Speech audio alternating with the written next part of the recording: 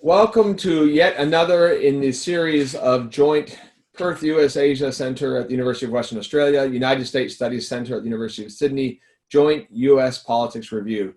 Together with my counterpart at the University of Sydney, Professor Simon Jackman, who's also the CEO of that center, we've been very fortunate over the last 5 months to each first Friday of the month review developments in the United States vis-a-vis politics. We quickly found that it was impossible to do a monthly review because the events of the last 24 hours alone would more than occupy an hour of our conversation. Today, we're very excited to welcome, with Simon and I, two guests to join us to discuss recent developments. As we did at the beginning of the year, we're delighted to upgrade the Flakes in this conversation, and we're having former United States Senator Jeff Flake calling in from the state of Utah right now, where he's currently resident. To join us for the conversation. I think to most of our audience, Jeff does not need any introduction. He served for 20 years in the United States Congress, for 6 terms in the House of Representatives, and then for 6 years as Arizona's senator in the United States Senate. He has been a much sought after and very important voice on the Republican side of the spectrum, particularly given the nature of the discourse in the United States today. We were very fortunate to have Jeff here in Australia at the beginning of the year, which was now, 10 months ago, and 10 months and 100 years ago, it seems. That's a lifetime. In a very different world, pre-COVID, when all the focus was only on the wildflowers, and the election at that time seemed a long ways off, and here we are 32 days out, and very fortunate to have him with us sharing his insights. We're also delighted to have Dr. Gorana Grgic. Gorana is jointly appointed at the University of Sydney's Department of Government International Relations and with the United States Studies Center. For our perspective out here in Western Australia, we really appreciate for the last several years, Gorana has been a visiting lecturer at the University of Western Australia in conjunction with the Perth US Asia Center as part of our collaboration with the United States Studies Center. Gorana has recently announced that she's going to be heading to Rome next year to be a NATO Defense Scholar Resident Fellow, and we've been delighted to have her insights on U.S. politics, particularly as they're perceived internationally. And of course, Simon needs no introduction. You've been in this conversation with Simon and I for the last 5 months. But I would note that in addition to his role as CEO of the United States Studies Center, Simon comes to us as one of the preeminent political scientists and observers of American politics. And Australia has benefited tremendously from not just from Simon's expertise, but from his network. I think in the last month alone, thanks to Simon, we've had Mark Textor on board. We've had Courtney Kennedy at Pew. Just this week, he had Charlie Cook. And so Simon brings his own expertise in polling and American politics, as well as that network, which has helped us understand a political environment which sometimes seems to defy understanding. But our task today is to see if we can help on that process. So I think, obviously, if you look at the newspapers globally and in Australia, there remains intense focus on the first U.S. presidential debate. If it can be called either presidential or if it can be called a debate, that's something that we can discuss. And I thought I might start off by asking Senator Flake to expound a little bit on a tweet that you sent out shortly after the end of the debate. You noted, "We are a better country than was on display tonight." What were you thinking? What is your reaction to the first presidential debate, Jeff? Well, I think it was self-evident. That was not our best foot forward, to have the President of the United States behave the way he did, to have the Vice President take the bait and respond in kind at times, and to have less of a debate than just a kind of a chaotic free-for-all. I think you've had historians weigh in saying that this was kind of a low point in terms of how America exhibits itself before the world. John Meacham, Michael Beschloss, and others. I mean, it just was not our finest hour. And I hope that we can move beyond it. I know we will. It's hard to see the Commission on Debates putting up with another debate like this. They've already signaled that they will change the rules. I hope they do.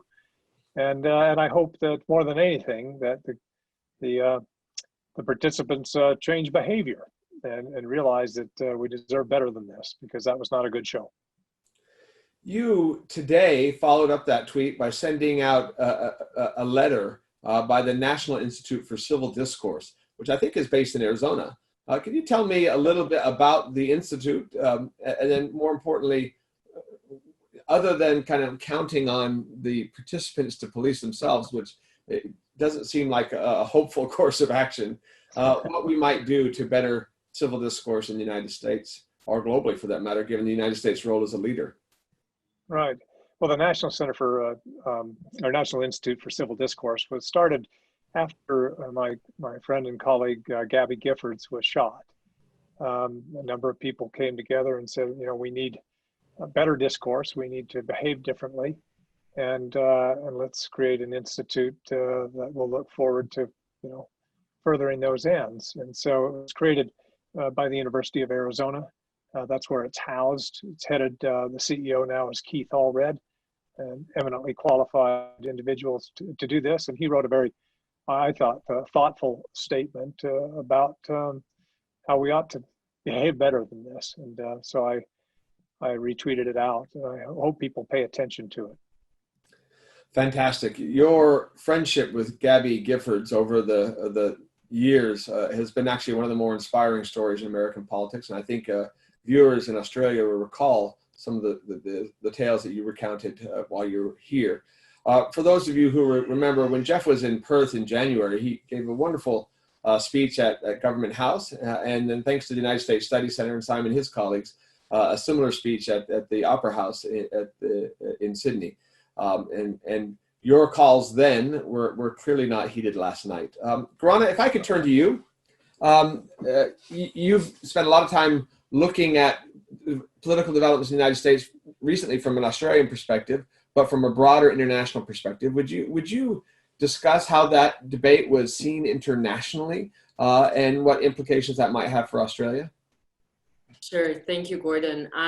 Well, I think for most of us, it was kind of the first reaction was disbelief, and then probably, you know, hours of decompressing from what we witnessed in those 90 minutes. But it's been really interesting to look at the coverage abroad of the debate, where, you know, in allied and partner countries, there is this sort of mix of pity and schadenfreude almost, depending on where you are, whether you are more pro-American or anti-American. But for competitors and rivals of the United States, this is just another piece of evidence that democratic system is messy, that it's failing, that it produces chaos. And I think it hurts ultimately this greater cause of America's global image, which we have to understand hasn't been faring all that great. If you think about the most recent Pew opinion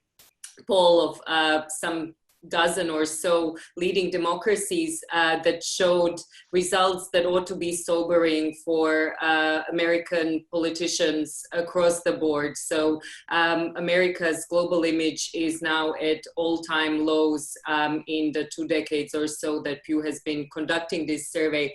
And I think that obviously what's gone on at the debate hasn't helped to make people change their opinion. If anything, as I said, there is a lot of the kind of general commentary of how chaotic things are at the moment, and this sort of idea that there are basically two Americas that are shouting at each other.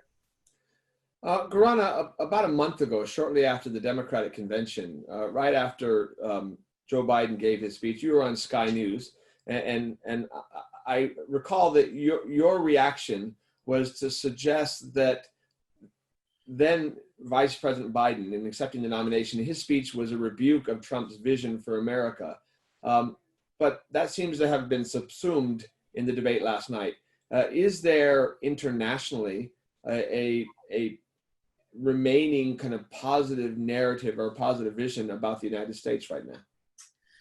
Well, I think there are a lot of hopes, again, depending on who you ask, but there are a lot of hopes from those that have been America's friends that what Joe Biden famously said at one of those Munich security conferences, that America will be back, that this will come true. But obviously we know that in the 4 years of Trump administration, the world has changed quite drastically, and some of the things those negative developments might have actually been further accelerated, particularly in the wake of the pandemic. But there is certainly a lot of hope that there will be a course correction should there be a new president in the White House on January 20th. But in terms of the messaging and in terms of the substance, I think that it was quite clear that Joe Biden was trying to stay on course and make a case for the return to normalcy and for building bridges rather than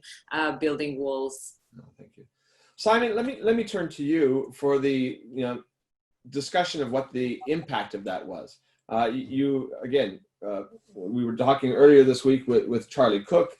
You follow the polls closer than most. What do you think the impact of the debate was on the race, and how do you understand it in this context right now? Yeah, sure. On the polls, look, we just haven't had a lot come back since the debate yet, and historically, I mean, the debate got a lot of first-hand viewing.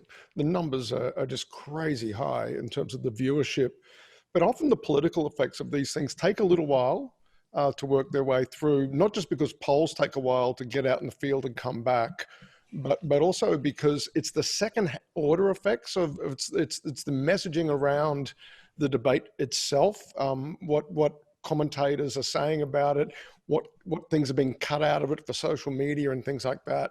And so that is taking a little while to settle. But the ex-ante, Gordon, we came into this debate with Trump trailing pretty badly in national polls, at least, and in many of the key battlegrounds as well. But as something that Charlie Cook pointed out in the webinar we did with him, and something I've been paying a lot of attention to as well, and that is the low number of undecided voters that seem to be up for grabs at this part of the cycle. And the key thing is that did people move back to undecided as a result of that? And we will see is the answer. Now, my supposition is no, because so little has moved the dial thus far over the course of the Trump presidency. I think very quickly people figured out whether they were going to vote for a second term of Trump or not. I think that question got answered for many, many voters a long time ago.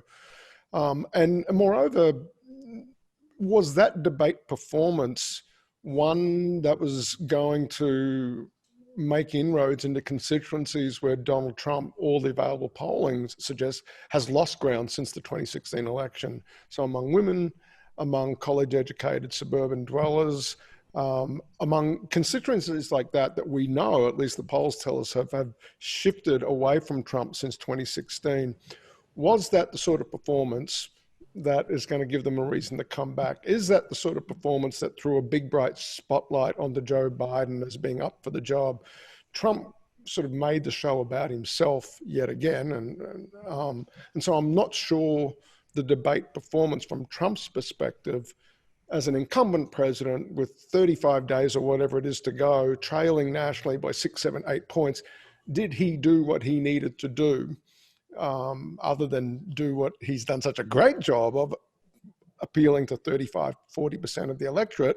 I'm not sure his performance was a good fit, suffice to say, to the political task as I see it in front of him at this stage. Well, put simply, in a debate where there's no winners, ultimately the loser is the one who needed to win.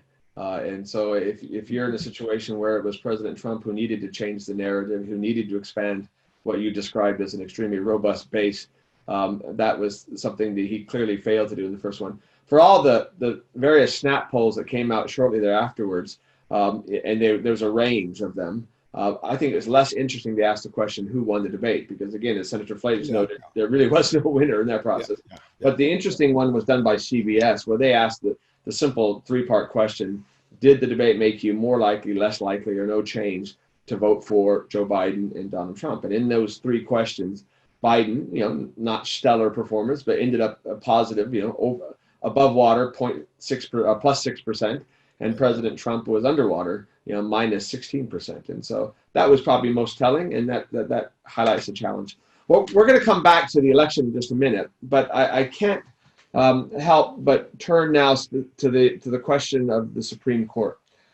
Senator Flake, this is something that you, having sat on the Senate Judiciary Committee with, are intimately familiar with on a personal level. You personally lived through a lot of the last decade of drama regarding the highest court in the land of the United States and the focal point of some of the most difficult political decisions that are made in the United States, from the failed nomination of Merrick Garland to the very highly contested nomination of Brett Kavanaugh and ultimately his confirmation. I think that probably puts you in a rather unique position. You might be having flashbacks and may not want to go through this again. But now that we've had— Thanks a lot, Gordon. Yeah, we want to bring a little bit of joy from Australia to it.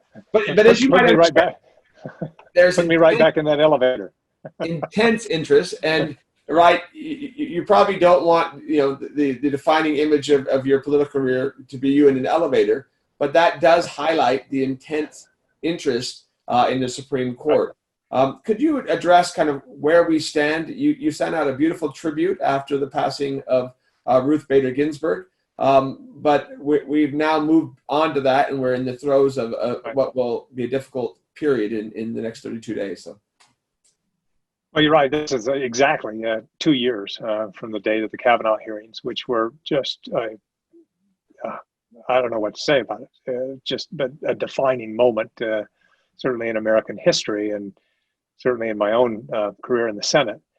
But I have to admit, when I heard the news that Ruth Bader Ginsburg had passed, I thought, boy, this is the October surprise, and that this could really tilt the election. That has faded in terms of the electoral impact, I believe, partly because it seems to be a done deal. My own view is that Republicans should have waited. I worry about the knock-on effects, the escalation. If Democrats feel that they were wrong, that if they take control of the Senate and have the presidency, would be more likely to escalate, to perhaps get rid of the filibuster. Some senators have already talked about stacking the court. That would not be good for any party, certainly not the country as a whole. So I do worry about that. And I don't think we Republicans drew any distinction in 2016 when we said we're going to hold Merrick Garland's nomination as to who controls the Senate, who controls the presidency. We simply said the next president should decide. Republicans are certainly within their rights to move forward with a nomination. I just question the wisdom of it. But they have, and Amy Coney Barrett is eminently qualified. I think it's most likely that she will be confirmed just before the election, but if not just before, then soon after. And I've come to think that it probably won't have the impact I first thought it would. So if there's another October surprise coming, it's got to be something else, because I don't think this is it. Rick Wilson, who's a longtime Republican strategist and media man, who's now intimately involved with the Lincoln Project, for the last year has been talking about what he calls judicial fetishism among the conservative part of the spectrum, in particular, with the heavy focus on the court. And we heard that during the debate. President Trump talking about the record number of judges he's appointed, and obviously the importance of the Supreme Court. Could you help our Australian audience understand that? I think we'd be hard pressed to find any Australians on the street that could name members of the High Court here in Australia or the Chief Justice of the High Court here. It's a very different debate. And obviously, having come from the Republican Party, you're familiar with that. So help us understand why this is such a touchstone issue. Well, it's become all the more important. It's always been, we have separation of powers, and certainly the judicial branch is an important part of that. But we've given it far too much credence, the Congress has, by simply not doing its job and leaving, leaving the job of legislating, relying on the administration through executive orders and other measures to implement policy that the court has to interpret or play referee on, and we kind of remove ourselves from the equation. So we've given the court far too much prominence by our inaction. During the Brett Kavanaugh hearing, Ben Sass, my colleague, senator from Nebraska, gave a very eloquent speech on this right during the Kavanaugh hearings, where talking about, as conservatives in particular, we should more jealously guard our legislative prerogative, and instead we've imbued the courts with far too much power. But that has been the drift, not only power away from the legislative branch to the executive branch, but to the judicial branch as well. So it does have far more importance than it should, although obviously judicial branch is pretty important. One final question on this before we move on. In your years in the Senate, and obviously in the years since, as you continue to comment on that, even in what you said, you come across as an institutionalist. So you question the wisdom of moving forward because of its impacts on the institution. So now, given your apparent conclusion that it's likely to just march forward, regardless of the relatively short period of time, what do you think the impact will be? What is the impact on the Senate as an institution? What will the impact be on U.S. politics? Well, the impact over the past couple of decades with getting rid of the filibuster as it pertains to the president's executive calendar, which includes his court nominees, has led to each party feeling that they can't name somebody down the middle that has consensus support, or even somebody who leans their direction. They need to name somebody who is a strong, stalwart, either conservative or progressive. And so you end up just kind of lurching back and forth between majorities rather than having a more consensus policy. And then that's just not a healthy place to be in. And we're seeing that on the courts. We may well see it bleed into legislative matters. If we get rid of the legislative filibuster, for example, then it'll be much more likely that we're already kind of entering this trend, but we'll further entrench ourselves in it, where one majority will simply realize that their majority won't last because they'll probably overreach, but they want to enact as strong a policy as they can and then hold power as long as you can, knowing that the next majority to come in will try to reverse what you did. And so we just lurch back and forth from extreme to extreme, both in how we view and utilize the judiciary or how we appoint judges, as well as legislation. And that just hasn't been the typical role of the Senate. The Senate has been, as George Washington described it, the saucer that cools the milk. And that's, we're moving way away from that, and that's not good for the institution, and certainly not good for the country. Well, we could spend the rest of the hour talking longer term about democracy, not just in the United States, but globally, and the strength or relative weakness of institutions. But there's obviously something that's got to happen first, and that is 32 days from now, Americans will go to the polls. In fact, many of them already are going to the polls. I'd like to kind of turn and spend some time talking about the state of the race, where things stand, where we think they're likely to go. And Simon, I might kind of start off with you. Again, following the excellent and rather optimistic, from my perspective, program that you did with Charlie Cook. Yeah. What is the state of the race? Where are we 32 days out? And what is your expectations for the next month? Well, as I said earlier, Gordon, very few number of undecided voters. We'll see if the debate shook that up at all. There's a chance it might have. One thing I'll be looking at this batch of polls we'll get over the next 3 or 4 days or so to parse that very carefully on. But right now, on its face at least, you'd say Joe Biden is headed for a pretty comfortable win. Now, one of the exercises we've been engaged in here at the US Study Center is with with tractor tire marks on our backs from looking at the polling in 16. We've been taking sort of a worst case sort of analysis lens to the current batch of swing state polling. If the errors in swing state polling were as large as they were in 2016, if those errors are still there in 2020, what is sort of that recalibrated shape of the race? And even if you do that, you still see Biden winning. A few states where he appears to be in front, you'd say actually his leads are smaller than the poll error at a comparable stage of the race in 16. And so Ohio, where Biden has a small lead right now, you'd give that back to Trump. And there's a few other states like that, Michigan being another one, where the poll error was very large. Wisconsin being another one where the poll error was very large.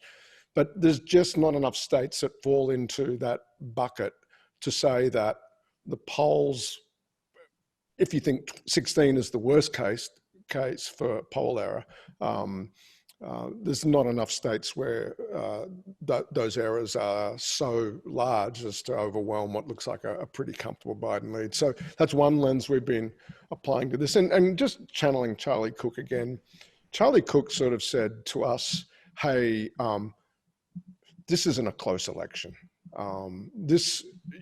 I know everybody's gun shy about 2016, but the pollsters, or at least enough of them, have learned their lesson.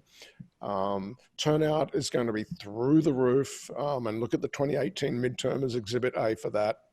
And if you can get past the shock that collectively those of us in the more data-facing sides of analysis of US politics experienced after 16, this is just not a close election. And so the only other thing, and I'd be delighted, great to hear Senator Flake's take on this, is are we outside what might be called euphemistically the margin of litigation?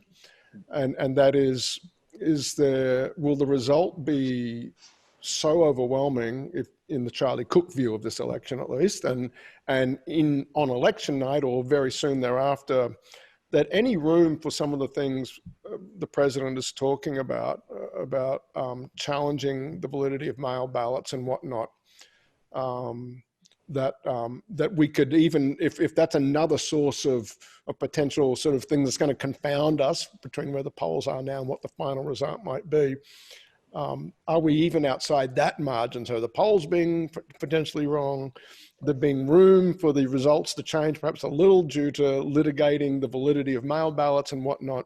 I'm just, if you put those two together, I think you start to get to a place where perhaps the result is uncertain, but at least at this point, again, channeling Charlie Cook, if it were anyone other than Donald Trump and anything other than 4 years after 2016, you would say this is not a close election. Senator Flake, you've obviously had to look at polls from the other side. How do you see the state of play? Well, I think obviously it's Biden's to lose right now. As Simon just said very eloquently, this just it isn't close right now. And even if you assume that the polls were off as much or multiples what they were last time, it still looks toward a Biden victory. A lot will turn out, obviously. And obviously, Democratic ballots, you just take Arizona, for example, my own Senate race on election night, I had a comfortable 5-point victory by midnight on election night. My Democratic opponent called and conceded.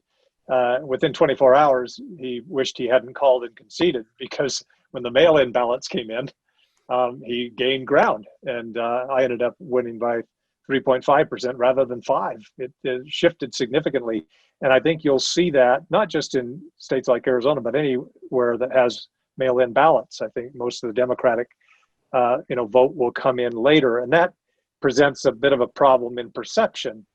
But let me just address one thing that is on top of a lot of people's minds when the president talks about needing a full court, 9 people in order to ref the election.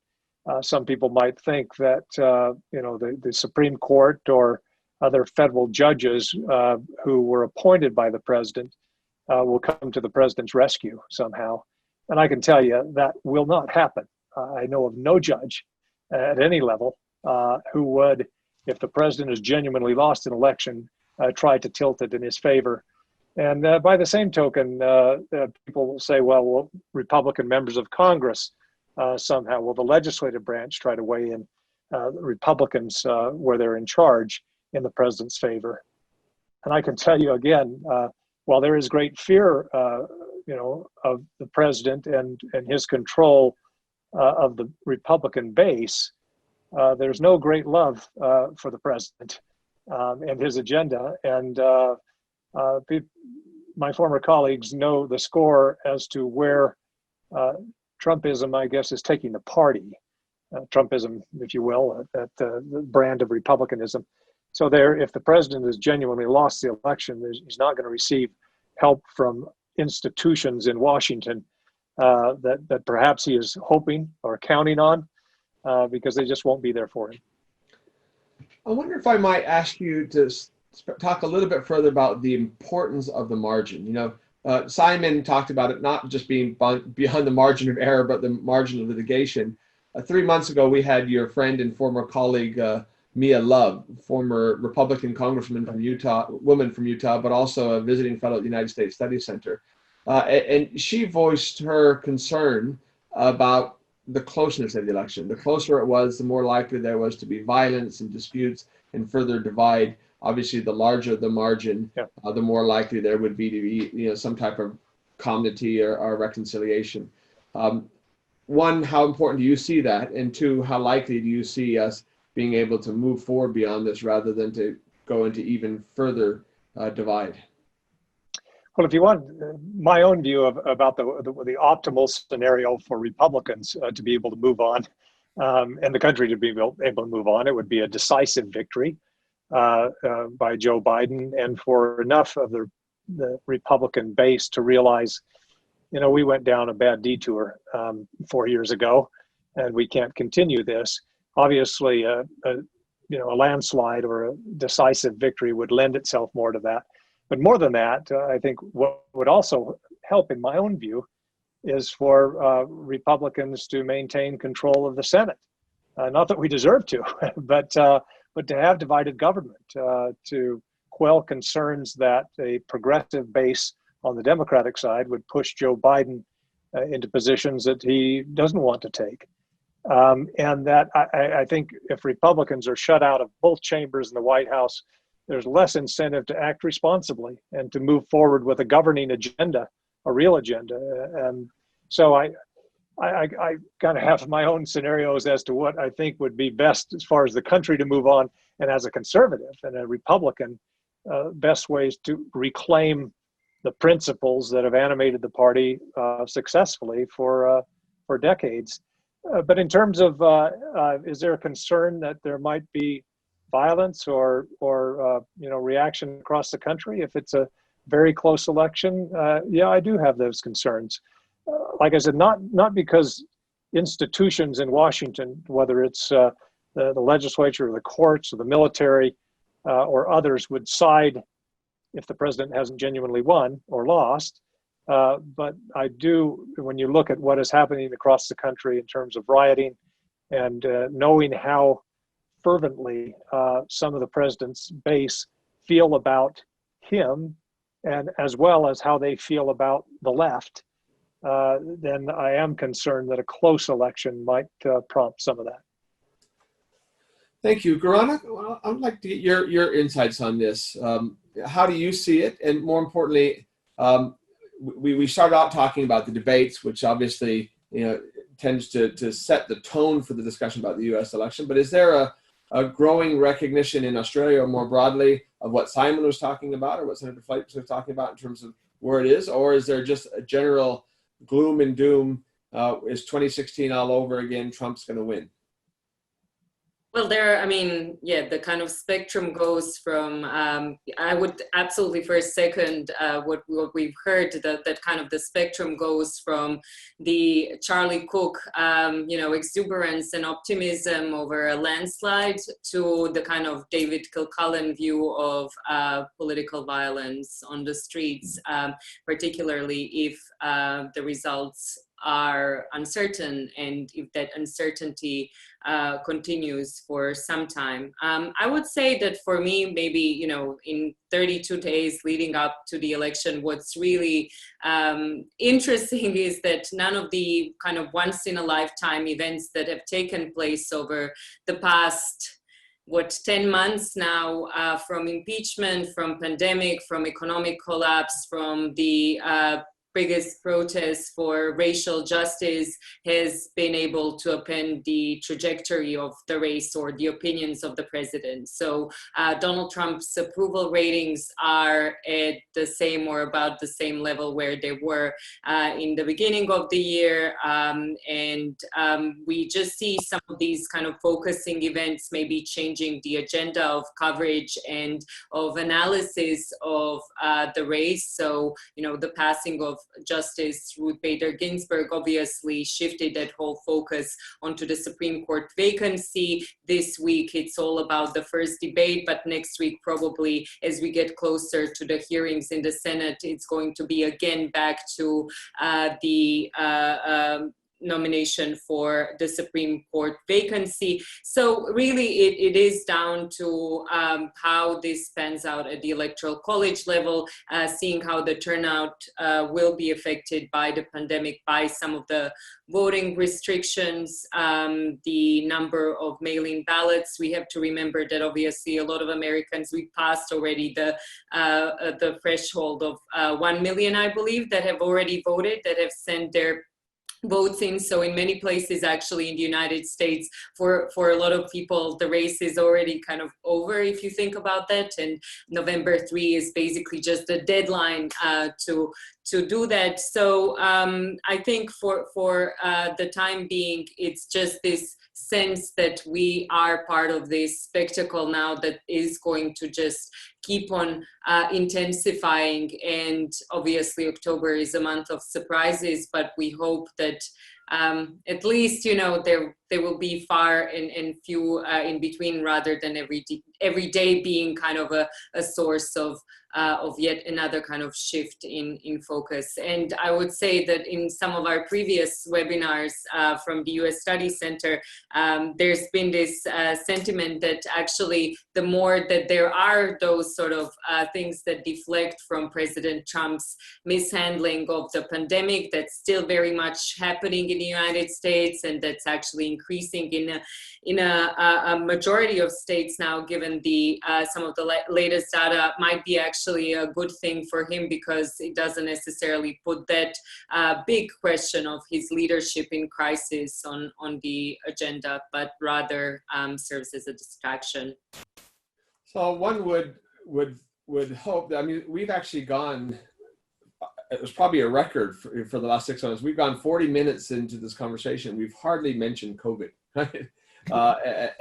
And today, you did, right? But it's been one of those issues where the president hasn't been able to dog it. I anticipate, you know, Jeff mentioned he's currently in Utah right now. I saw the data today that there was 1,008 new cases just today in that state, you know, a state with about the same population as Melbourne. And that would be the peak of Victoria, right? In terms of their response, in terms of how quickly they had to turn around and get back. So really interesting dynamic there. Look, we have a long list of questions that are coming in live, and many who registered in advance submitted questions first. Let me turn with a question to you, Jeff, and combine a couple of them.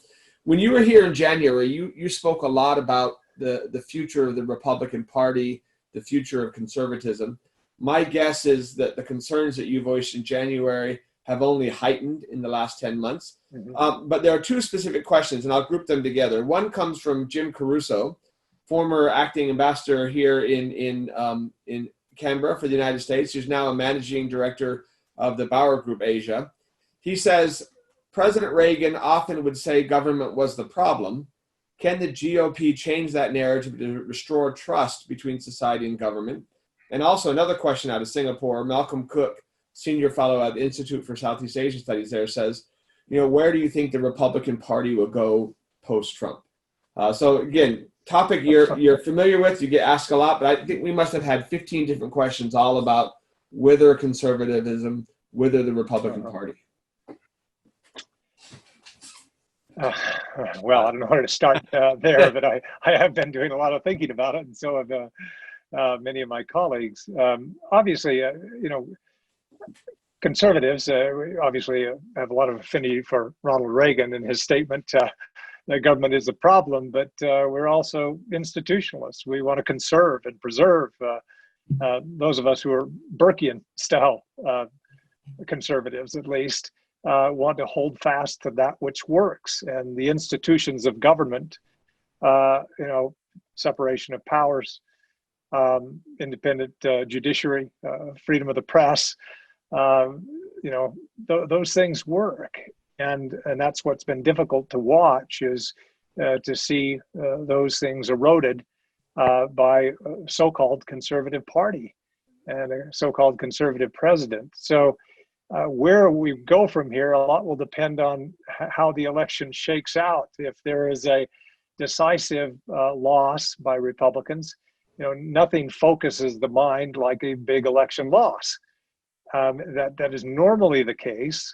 We thought we had reached that in 2012 after the Mitt Romney loss. We conducted an autopsy and concluded that the party needed to appeal to a broader electorate.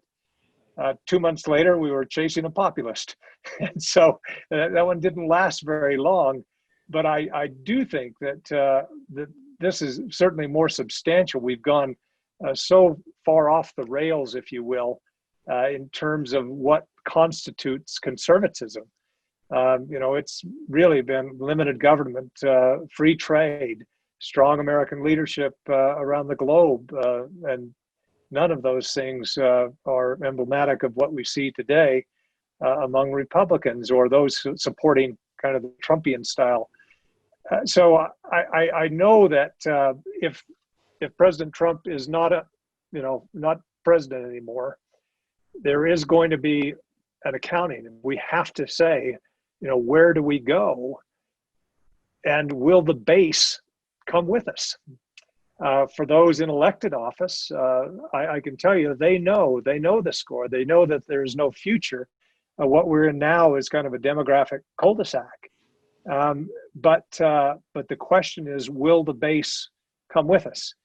Or will the base want to still follow Donald Trump or his acolytes or others? And we just don't know that yet. Like I said, if it's a decisive election loss, then it'll be easier to do that, but certainly no guarantee. We've got to also look down ballot as well. The Republican Party has really been decimated in just the midterms and special elections, and what looks to be even worse, you know, coming up in November. Not only did we lose the House of Representatives, we stand to lose the U.S. Senate. We've lost 7 governorships, 6 chambers nationally, and more than 300 legislative seats nationwide. So it's been a washout. And there is, I think, a realization among at least elected officials that whether the base is there, we just don't know yet. Gordon. Yeah, go ahead, Gorana. If I may, just because I thought of something, given that I'm teaching a foreign policy, US politics class this semester, but foreign policy for undergrads and postgrads. Just a couple of weeks ago, had to read a bit more on the Nixon presidency and its legacy. And what struck me was just this general agreement in a lot of texts that we've read about the post-Watergate era, is that even though obviously the scandal involved the Republican president, the general trends actually bolstered conservatives, because the ultimate lesson of Watergate was one that you can't trust the government, right? And we know that obviously not just in the United States, but also around the world, the levels of trust in governments are at their very, very low levels, if not historic low flows in some places around Western democracies, which is obviously what precipitated the rise of, or went hand in hand with the rise of various populist politicians. So, even President Carter represented a more conservative faction of the Democratic Party, one that was Southern, more fiscally responsible, suspicious of labor unions, etc. So it just made me think as well, as we were reading that, the demographic trends are certainly not working in Republican Party's favor, but maybe conservatism might still benefit maybe down the line from some of the kind of legacy of that don't trust the government sentiment. For those of you that don't know, Senator Flake actually wrote a book called Conscience of a Conservative. I think it's probably still available online. But Jeff, I wonder if you might address what it seems to me is a real tension that Gorana has identified. You in answering the question about the role of government, right? Indicated that to be a conservative, you could also be an institutionalist and care about institutions. But it does seem to me that there are strains of conservatism, one of which is tearing down institutions, tearing down authority, and that seems to be on the rise right now. Is there such a tension, and what needs to happen to strengthen a brand of conservatism that believes in supporting and building institutions? Well, that's good. It is a bit of a paradox, but as conservatives, one of the central tenets of conservatism is skepticism of concentrated authority, particularly in the executive branch. That's what Republicans have always, conservatives have always kind of feared and fought against. But yet we've seen, since President Trump was elected, a concentration of authority in the executive branch. Only I can fix it, kind of thing. And so it really has run counter to conservative thought. Republicans, when I say we're institutionalists, we're more, we want to preserve what we know works, and by, I guess, spreading authority out, particularly in the legislative branch. It's the Article I branch that we believe so much in, but that does not explain very well the Republican or conservative embrace of President Trump, because he is anything but conservative in terms of how he views institutions and how he views concentrated power. So there is a bit of a paradox. I just hope that we can get beyond it and get back to the more traditional conservative thought. Simon, I want to bring you in on this, but let me ask another question to the senator that I think you can chime in as well. A month ago, when Simon and his team, together with our team, brought in John Bolton, the former national security advisor to the president, and he had a best-selling book, The Room Where It Happened. We actually used you as a bit of a cudgel that we bludgeoned with, because he laid out in his hour-long presentation to us and in great detail in his book why he thought the president was in a grave and serious danger to the country, to our institutions, and to the world. But he wouldn't go that next step. He would just say, I will not be voting for President Trump. You've gone a step further. You made a decision that it wasn't enough just to abstain, and you've come out and publicly endorsed, probably for the first time in your life, a Democrat for president of the United States. Would you kind of walk us through that choice, but what that means for the future post-election of the Republican Party? Because they're two very different choices, right? Yeah, last time I couldn't vote for President Trump, but I couldn't bring myself to vote for the Democrat either. And along with many of my colleagues, Mitt Romney is confessed, I think he wrote his wife's name in. I voted for Evan McMullen, who was on the ballot in Arizona. But this time, I've been saying for years, when people ask, could you vote for a Democrat? I've voted for Democrats in the past, just not for president. But I've supported Democrats at the national level, like Doug Jones over Roy Moore in Alabama, for example, or others. But with regard to voting for president, I've been saying for years, I could vote for a Democrat if it were a Joe Biden kind of Democrat.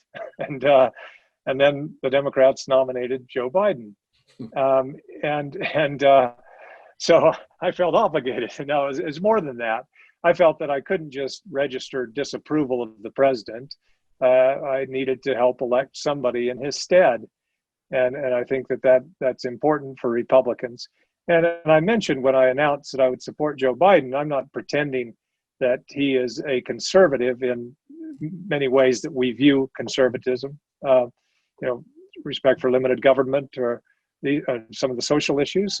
He's not a conservative, but he is far more conservative than the president in his respect for institutions and preserving and conserving institutions that we know work. And that's part of conservatism. Like I said, the Burkean kind of prudence and temperance, that kind of conservatism. He's far more. And more than that, he's simply a good and decent man. And that says more than I ever thought it would at this point in our political life. Oh, thank you. Simon, can you take a look at that broad sweep that we've kind of hoisted upon the senator alone for the last... Make sense of it, Simon, please. Oh, no, I was going to take issue with your question earlier, Gordon. I don't think there's anything conservative about Donald Trump's assault on institutions, if you will. I think that's populism. Right. And we call that for what it is. Yeah. Whereas I think Jeff very, very articulately, and has referenced Edmund Burke twice now. I think it's understanding, and this is the great struggle of American politics. This toing and froing, and about finding that balance that's encoded, if you will, in the founding documents. But as it plays out over hundreds of years of history, we find ourselves, have we overcooked limited government and hostility to those institutions of the state? And I think some of those chickens have come home to roost in the midst of this great national crisis, this pandemic, where I think a deeply decentralized United States by design was perhaps always going to struggle, and with this sort of cultural embrace of individual liberty. And whereas I think a country like Australia is much more willing to accept hard borders between states and restrictions on, and a much more activist role from the state. But I think you overlay on that where perhaps this particular moment and this particular president and his background and his mindset towards as a sort of a disruptor and running against Washington, perhaps way harder and qualitatively different in the way I think Ronald Reagan was talking about. I think we start to see sort of the limits of that and the tide, I think, as indicated by the polls, wanting a change in direction. Gordon, can I ask a question of the senator before we? Of course. Just, Jeff, you served on the council for, on the committee on foreign relations. That's CFR difference. So many of us in Australia are wondering, no matter if it's a second Trump administration or, as the polls might indicate, a Biden administration, the policy agenda is blinking red all over the place. I just talked about the profound challenge that COVID presents to the United States. But many in Australia and allies around the world are wondering, at what pace would you anticipate, say, if it is a Biden administration, the ability of, sort of a bit of a reset in foreign relations? Charlie Cook said, if Biden could, he would fly Air Force One into the ground, going around the world, trying to reestablish some normalcy in America's dealings with allies and partners. But there's just so much in the domestic agenda.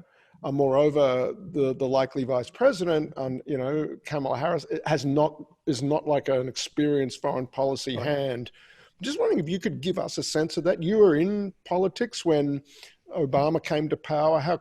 And in 08, you're in the House then, but how quickly, your sense of when government does change in DC, but perhaps under these unusual circumstances, the pace at which the rest of the world might expect to see a change in policy, particularly in foreign relations? Well, I do think a Biden administration would find that a priority. I can tell you that my last 2 years, the entire time of the Trump administration that I was in the Senate, part of that time was with John McCain, traveling to many places around the globe just to remind our allies that they're still our allies. And Senator McCain certainly took that upon himself, and it was much needed and appreciated, I think, around the world. We haven't seen much of that in the last 2 years, and there hasn't been any travel from the United States other than the Secretary of State, I think. And so I do think that will be a big priority. There is going to be a bandwidth issue, obviously. Kamala Harris is not known for her foreign policy acumen, but she's capable. But I do think Joe Biden, certainly having been in Washington as long as he has, and with a lot of Joe Biden alumni out there who have worked with him either in the previous administration or during his time in the Senate, there will be a good group of people to move forward that international agenda. And by golly, it's needed. As Gorana was talking about, how we are viewed around the world. That Pew Research poll showing that more people trust the word of Putin or Xi, more so than our own president was pretty humbling. And so I do think that there will be, a lot of polls on a new president, but reestablishing relationships and alliances is going to be right there at the top for Joe Biden if he's elected. If I can add just a tiny bit of optimism on that very topic. It's important to remember that the vast majority of what you would consider the Republican foreign policy establishment has not gone away, never disappeared, and even as early as 2016 signed on to a series of never Trump letters. There's another group of them, a month ago, that 70 former national security advisors to the Republicans who signed on for this election again. That number continues to expand on a daily basis. I think it's approaching 150 of them have written a letter saying it's important for the country to make that choice, the same one that senators made. But what that means in this question is that when it comes to then reestablishing alliances, normally, and we had this in 2008. After Obama had won, you had a lot of sniping on a partisan level on the other side, attempting to undermine him and his team kind of internationally. I think we might have an opportunity to return to the era where politics stops at the border's edge, right? Because what you're going to see is the vast majority of the Republican foreign policy establishment, which did not support Trump, which has not supported him, will be wholeheartedly behind Vice President Biden. And again, that's an optimistic hope. It's a good way for me to wrap up. Jeff, I don't know if you agree with that, but I do. And you've seen already so many sign on, or at least express their support for a change in policy. So yeah, I do agree with that. Look, we're almost out of time, and there are, I think, by count, 50 odd questions that have come in for the senator. I think just hearing Jeff's calm voice is such a sharp contrast to the debate that we started talking about. A number of the people who are watching right now have expressed the fact they feel a little bit more positive for the future. So if nothing else, thank you, Jeff, for this counseling session from all the way from far off the United States. I want to wrap up with something you said earlier, Jeff. You referenced a phenomenon in U.S. politics that's called the October surprise. And it's under the presumption that the leader in the White House can change the agenda, usually by starting a war, by attacking another country, by instigating something. And you suggested that maybe we already had our October surprise in the unfortunate passing of the Justice Ruth Bader Ginsburg, and that's our focus. Between now and the election, I'm just going to ask the three of you. We'll start with you, Gorana, then go to Simon and then Jeff. Is there anything that's on your radar screen that you're worried about? Are there developments that we haven't discussed today that the viewers today should be paying more attention to over the next 32 days? Gorana, to you. Just quick, short answers if we could. So I don't know if you noticed, Gordon, but our chat box has been firing up with the news that Hope Hicks has been confirmed to be COVID positive, and that allegedly president and the first lady have been put into quarantine. So I guess that's another one of the October surprises. But in terms of what to watch, I think just the idea, what's most concerning, the idea of any sort of political violence is something that I am most concerned about, especially with these very unambiguous shout outs to white nationalists and white supremacists like the Proud Boys that we've heard, because we know that all political science research shows that when there is legitimization and basically condoning of hate speech, that basically violence ensues. And that's something that worries me. But on my personal kind of research interest fronts, I've heard that pulling out of NATO might be an October surprise, even though that would not be possible given the most recent Authorization Act for Defense. But anyway, that's 2 or 3 cents for me. Thank you. Simon, to you real quickly, and then we'll wrap up. Nothing to add to that. Gorana nailed it. Please, may we have a free and fair and peaceful and safe election. Thank you. Senator Flake. Well, I just hope that that we all respect the election outcome, and that we don't sow fear and try to drive people away from the polls by hinting that your vote won't be counted. I hope that we can push through, and that we can recognize that the result on election night might not be the final result, and we ought to respect the vote after all votes are counted.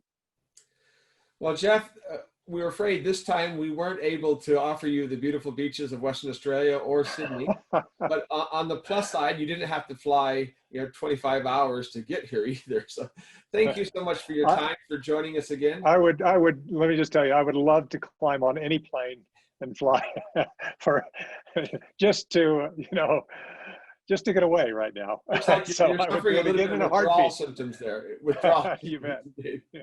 On behalf of the United States Studies Center at the University of Sydney, of the Perth US Asia Center, and all of our colleagues, thank you all as an audience for joining us today. Special thanks to Gorana for her insights, and especially thanks to Senator Jeff Flake for once again joining us here down under for a discussion of an issue important to and of deep interest to all Australians and people around the world. Thank you again.